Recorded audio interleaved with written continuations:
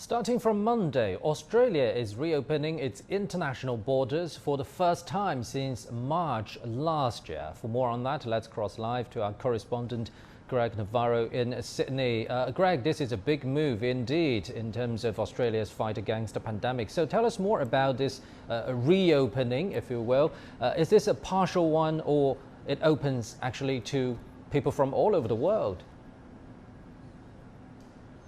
It's an actual graduated opening. I should tell you, we're here at Sydney Airport at the international arrivals. A bit of a lull at the moment. It's been a fairly busy morning, 14 flights throughout the day. To preface all this, it's amazing to consider that Australia's international borders have been closed for almost 600 days. In fact, dates back to March of 2020, a move that largely cut off Australia from the rest of the world and has served this country well in terms of the numbers of cases, low case numbers by international standards.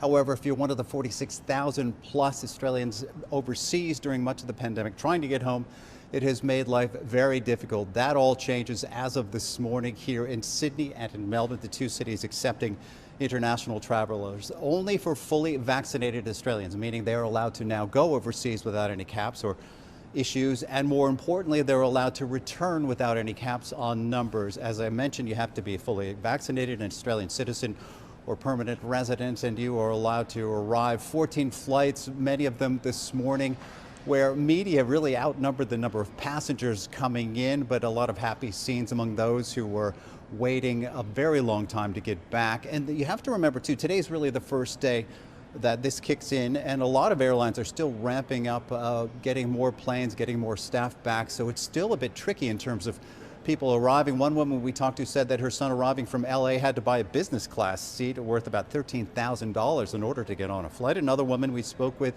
said that she's had 4 flights canceled leading up to today. All right, once passengers are able to do this, what they had to do is they had to provide a COVID test before stepping on the plane, take one when they arrive here before passing through customs. And all of this is the result of rising vaccination rates in Sydney and in Melbourne, as I mentioned. Now, people arriving here or in Melbourne who want to go elsewhere in the country might run into some issues because a lot of the domestic borders still remain closed, particularly to people in these two cities. In those cases, those travelers moving onward to go home, for example, in one of those states, might have to apply for a permit as well as spend some time in quarantine. At this point, this applies to Australian citizens and permanent residents. The next stage will be international students or international tourists hoping to come here.